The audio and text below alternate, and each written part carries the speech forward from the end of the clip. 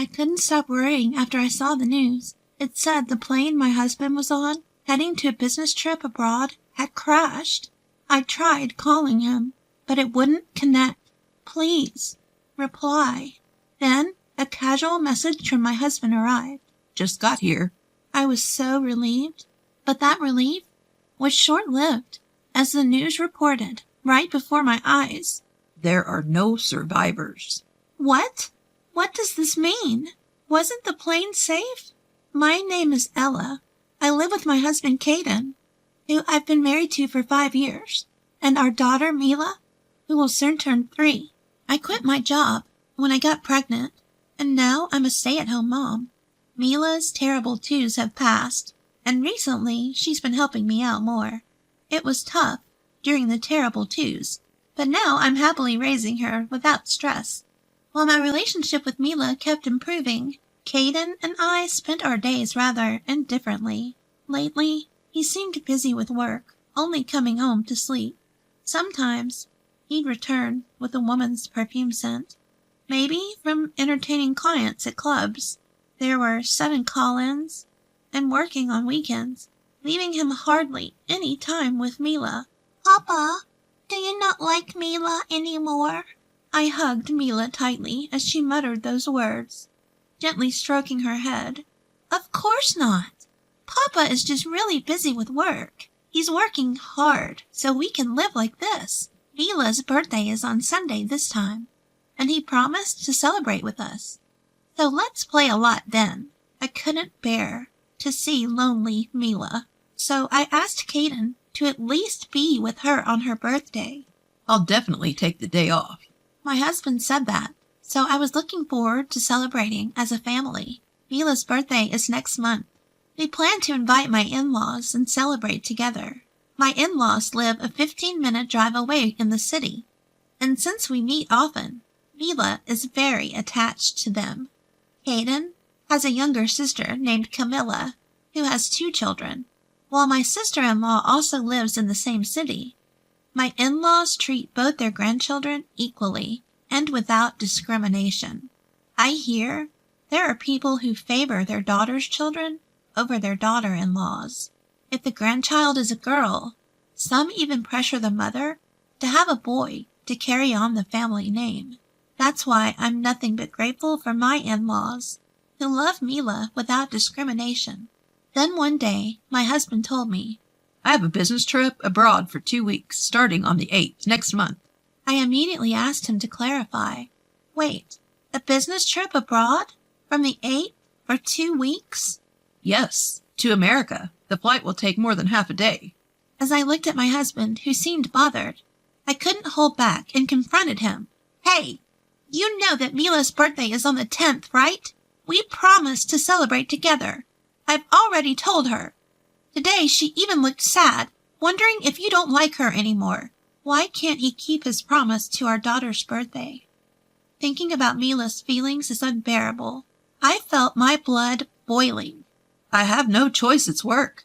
If I could, I would have wanted to celebrate too. Caden's words made me realize.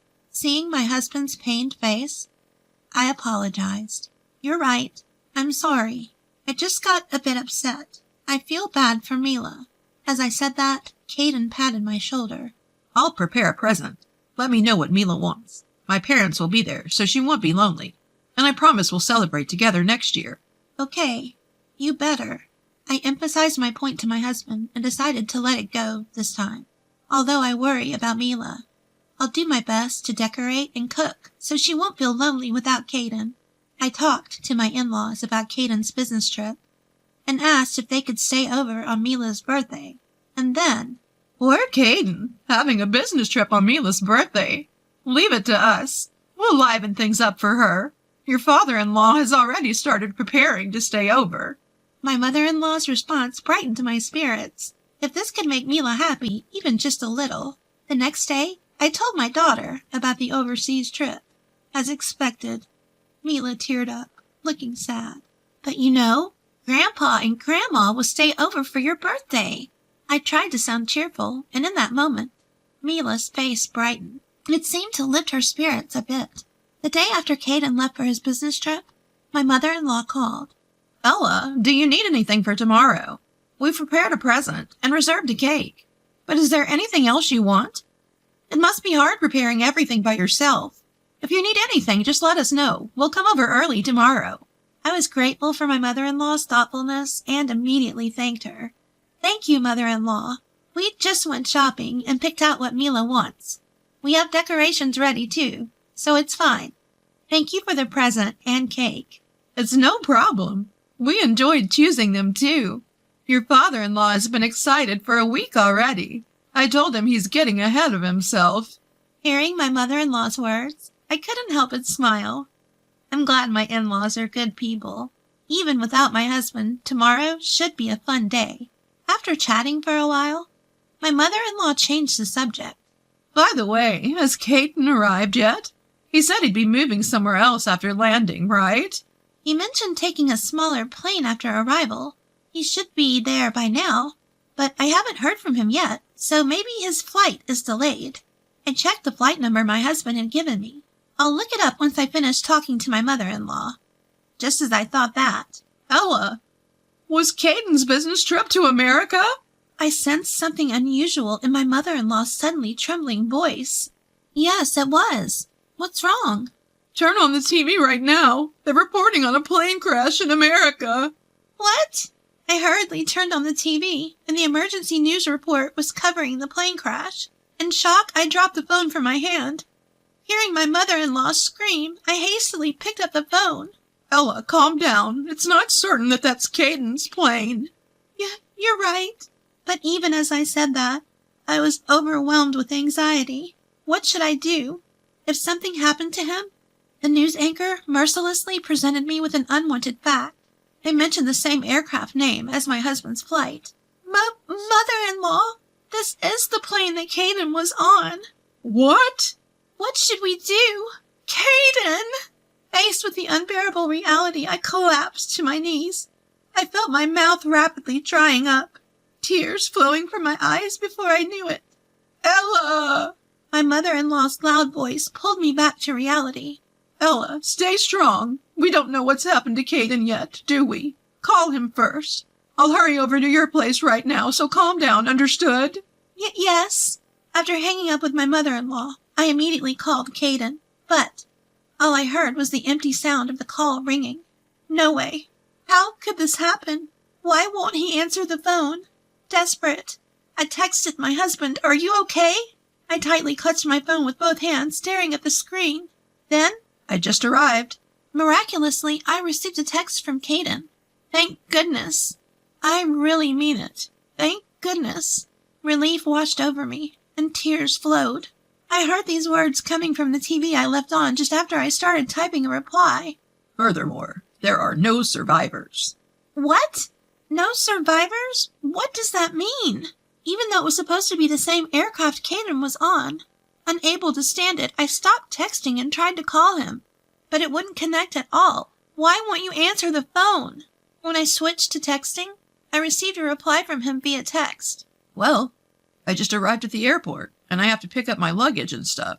How could he not care about my feelings? My anxiety and anger mixed, and my irritation grew. The news said that there was a plane crash. I was really worried. Please, even if it's just for a moment, answer the phone. Show me your face on a video call. Crash? I'm fine. I'll call you later. I have to move now.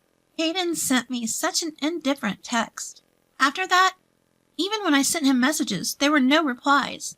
Even though I'm so worried. For now, since I was able to confirm his safety, I'll accept that.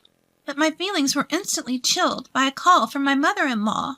Before heading over, I tried contacting Caden's company. They said he's on a long-term vacation. A business trip abroad. What's that about? That's what they said. At my mother-in-law's words, I realized everything. So, that's what it was. The long-term business trip to America was a lie from the start. Since our marriage, had I ever felt such hatred for my husband? Mother-in-law? Determined, I decided to reveal everything to her. How he hardly ever comes home. How he shows no interest in his family. And now, How he came home smelling of women's perfume. I had been reluctant to suspect infidelity based on the perfume smell alone, and tried not to think about it. But when he takes a long-term vacation and lies to his family about a business trip abroad, I can't help but think of anything other than infidelity. My mother-in-law was openly angry at my conclusion. That stupid son. We were the fools for worrying about him. Ella, come to our house. It must be tough for you and your daughter to be there alone, right? I accepted my mother-in-law's proposal after the move had settled. My in-laws apologized to me again. Even my sister-in-law, who heard the story, came over and cheered me up. I felt the kindness of my in-laws once more, even though everyone else is so good. Why Caden? I couldn't help but think that. Afterward, I hired a private detective to gather evidence of his infidelity. Then, a photo of him at the airport with his affair partner was sent to me. Unforgivable! He really was cheating on me after all. Caden called me 2 weeks later. Hello. Where are you? I just got back from my business trip, and I can't open the door. Can you come here and unlock it for me? Thinking I hadn't noticed anything, my husband's voice was utterly indifferent. To him, I presented the harsh reality. Even if I went, I couldn't open it. I don't have the key, and even if I did, the old key should have already been replaced. Huh. Replaced? What do you mean? What are you talking about? You're Ella, right? I could clearly sense Caden's agitation through the phone. I moved out. I can't be a family with a cheating man who goes on a cheating trip on our daughter's birthday. What are you talking about? As my husband tried to play dumb, my anger surged. Do you think I don't know? I know everything. I know you took a long-term vacation from work, and that you went to Europe, not America. Calm down, Ella. There must be some mistake. Oh, right. Mr. Cruz took a long-term vacation. Maybe you got me confused with him. Do you think you can fool me with that? You really underestimate me.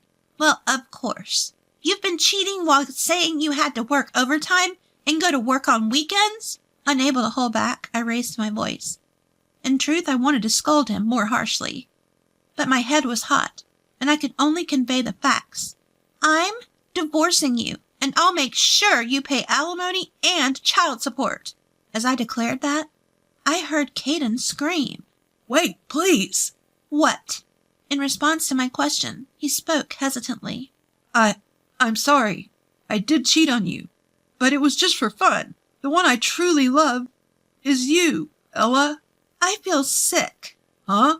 I could hear my husband's fading voice. My words seemed to have struck a chord, but it's not enough. I still have more to say. Nice acting, but there's no way I'm going to believe the words of someone who prioritized a cheating trip over our daughter's birthday. Did you think you'd be forgiven if you said it was just for fun? Stop it. I will never forgive you or your affair partner.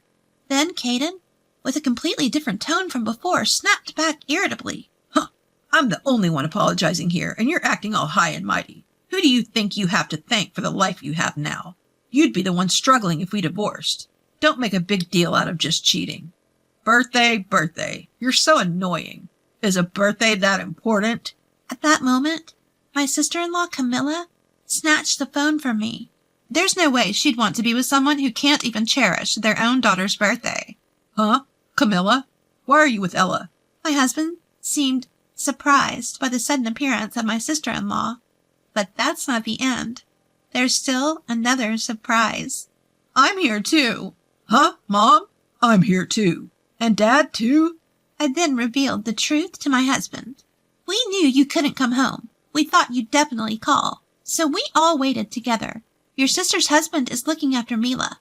My father-in-law then yelled, You're no longer a son to us. Don't ever set foot in our house again.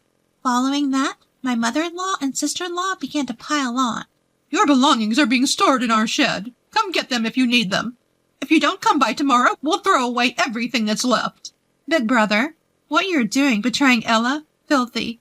The worst. Don't ever be involved with us again. Wait, everyone. I was wrong. It was just a moment of weakness. I'm sorry. Please don't say things like that. My husband seemed to be seriously hurt by my in-law's words. His trembling voice, on the verge of tears, tried desperately to cling to something, but no one was willing to forgive him. I yelled at him. It's unbearable to be cheated on because of a moment of weakness. You've been cheating for a long time and you're still lying. How much do you need to make fun of people to be satisfied? Stop it, you cheater. If you don't agree to the divorce, I'll take you to court. Then my husband panicked, saying, Please, no court. and agreed to the divorce without fuss. The next day, Caden appeared at my in-laws' house and prostrated himself at the entrance. But the family only sent cold stares. Unable to endure it, he left with only the bare minimum of his belongings from the storage. After that, I made a lump sum claim for damages against him and his affair partner. Once the affair was discovered and damages were claimed, the affair partner apparently dumped Caden right away. I broke up with him, so please forgive me. Although she tried to negotiate, I had no intention of giving up on the damages. She ended up with a large debt and reportedly began working in the night industry. Once the affair became known at the company, my husband, unable to withstand the stares of others, chose to resign voluntarily. That being said, he still needs money to pay for the damages and child support. I've heard he's now working from morning till night, with no time for leisure. As for me, I still live with my in-laws. They treat Mila and me kindly, just as they did before. I'm determined to do my best to repay their kindness someday.